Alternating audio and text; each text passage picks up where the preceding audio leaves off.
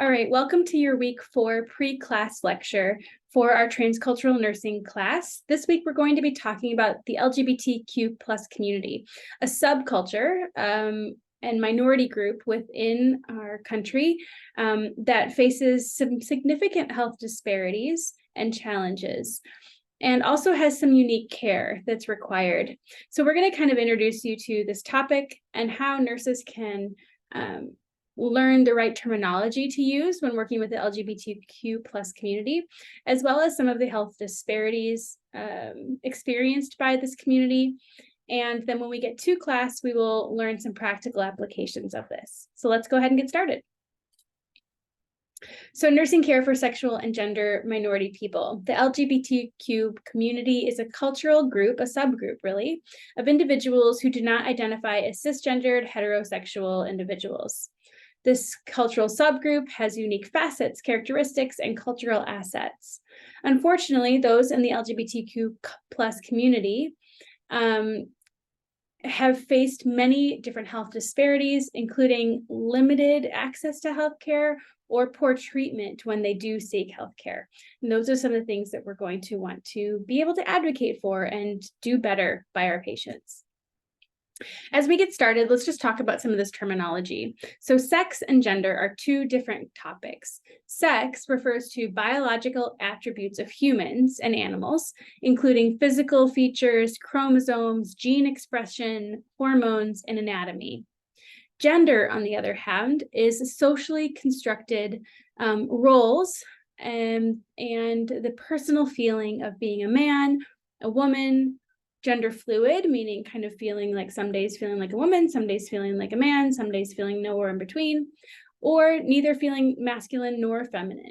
Gender is a multidimensional concept that involves both individual constructs and identification, as well as societal influence. And so it's really about the person's individual sense of self and gender, but also there are some societal norms that influence gender and gender roles within a society.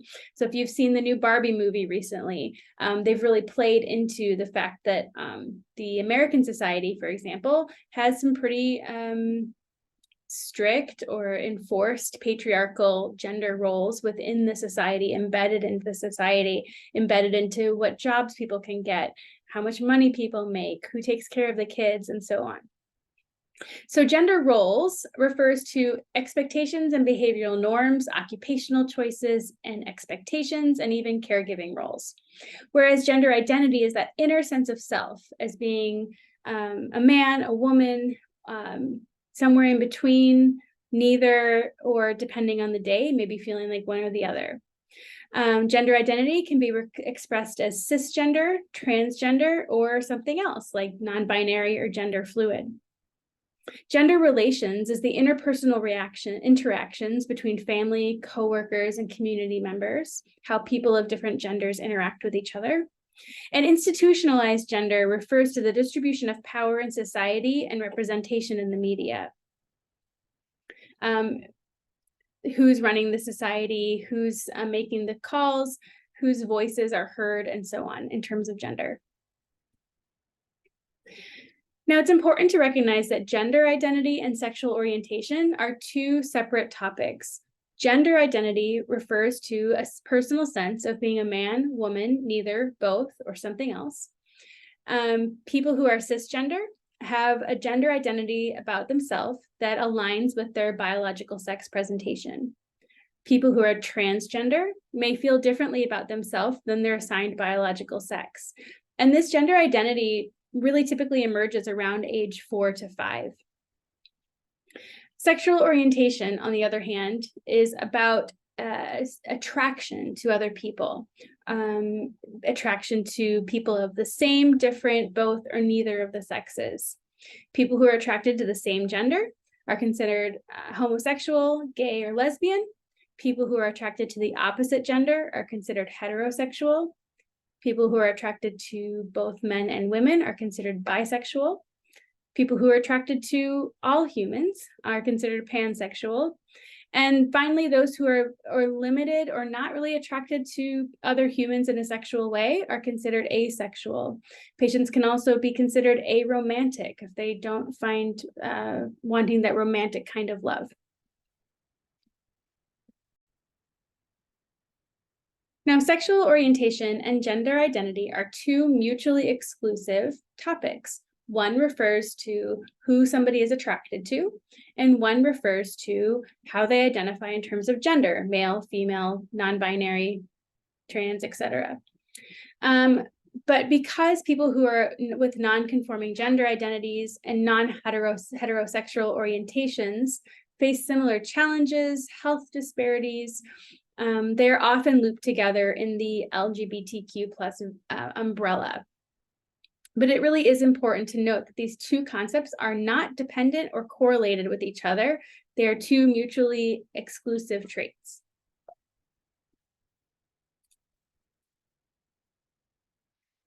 So, gender identity and sexual orientation traits. Sexual orientation and gender identity are immutable, meaning these are traits we cannot change. We cannot change gender identity or sexual orientation any more than we can change someone's eye color, natural hair color,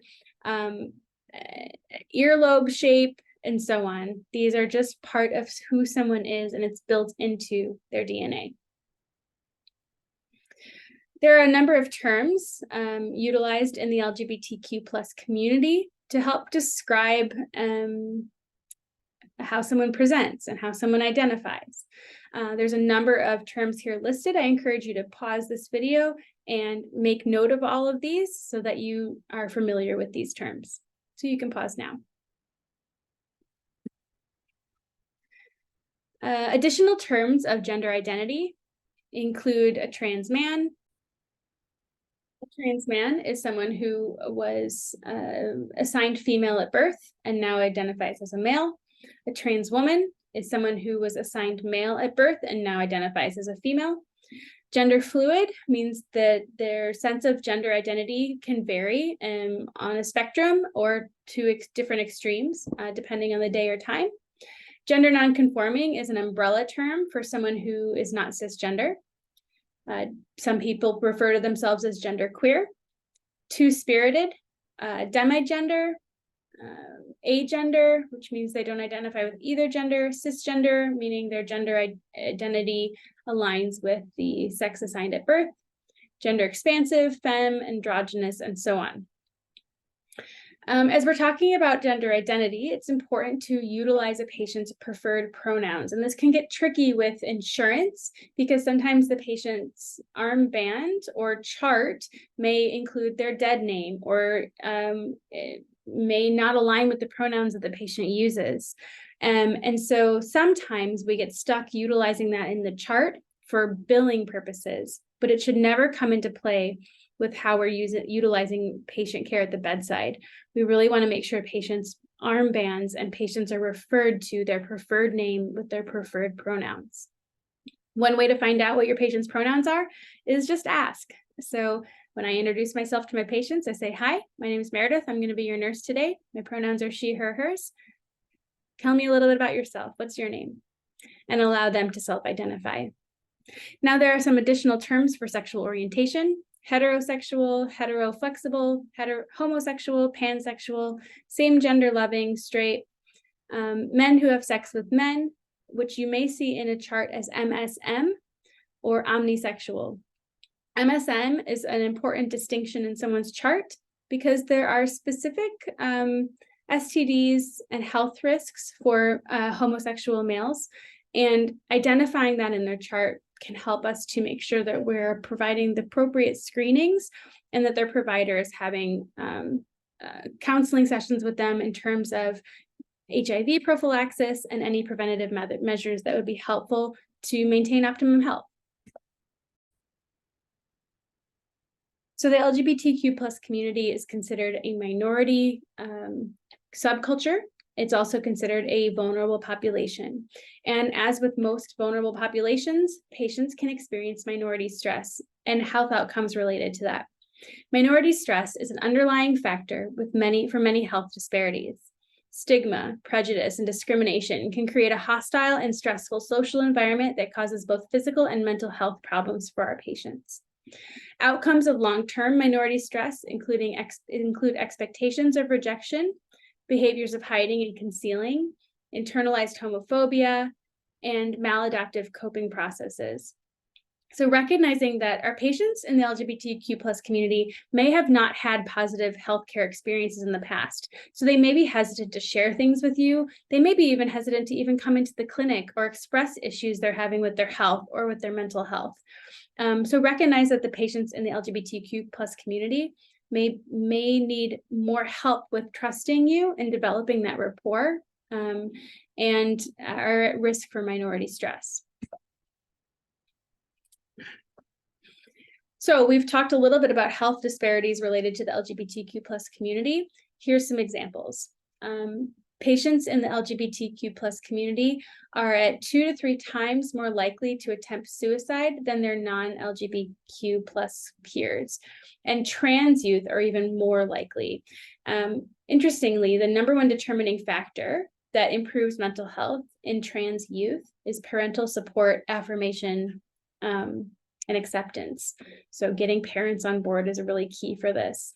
Intimate partner violence. Now, the lifetime prevalence of IPV is similar to that of the general population. However, acts of severe violence are higher, and you can see the specific statistics listed here. Substance abuse is higher in the LGBTQ+ community for tobacco, for alcohol, and other drug use. And so when you see patients in your clinic, you want to make sure you're screening for these types of things and offering counseling if they're ready to accept.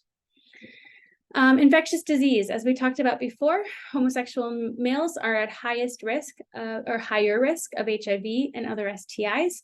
So knowing that risk is going to help guide our counseling and resources that we provide to our patients. And this risk is even higher among gay men in the communities of color. So we want to make sure that when patients come from the LGBTQ+ community come into our care, that we're offering them optimal care, that we're recognizing the disparities that they're at higher risk for, that we're doing appropriate screenings, and offering appropriate referrals for them based on that. So it's all about asking the right questions, having a therapeutic communication, establishing rapport with our patients, knowing that they may not have had optimal or positive experience in healthcare before. Here's just a couple of tips regarding taking care of people in the LGBTQ+ community. First of all, be cautious. Avoid misgendering. Misgendering can be considered a microaggression. It's all about asking patients are their preferred pronouns and being sure to use them in all contexts, shift reports, SBAR communication, charting, and so on. And working with the interprofessional team to make sure everyone is aware of the person's preferred pronouns and utilizing them appropriately. And listen, if you slip up, just correct yourself, apologize quickly, correct it, and move on. You don't linger on that idea. Just say, oh, sorry, they, them, or she, her, whatever, and move on. Advocate for equitable care. So one of the things we're learning in this class is just how health disparities are present and our accountability and responsibility as nurses, either at the local level, the state level, or at the national level to advocate for this care. Ask the patient about preferences related to physical health assessment and reproductive health care. And this includes even asking what kind of words or terminology patients are comfortable with referring to their own body parts and anatomy. We'll get into that much more in class.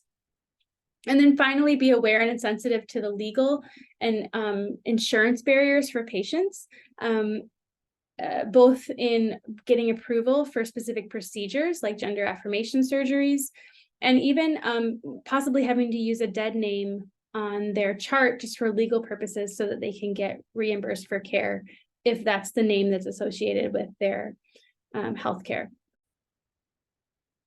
So this was meant to just be a short overview of care for the LGBTQ+ community, recognizing the health disparities and health risks that this community faces, recognizing that they may have not had positive healthcare interactions in the past, which could lead to a lack of trust in us as healthcare providers, and maybe not even disclosing everything to us about their health because of that. So the need to establish therapeutic communication and strong rapport, the need to screen for things like STDs and mental health screenings, and to make sure that patients are treated with respect, with dignity, with the pronouns and the names that they prefer, just as everyone in our community deserves to be cared for. Thanks for listening. I'll see you in class.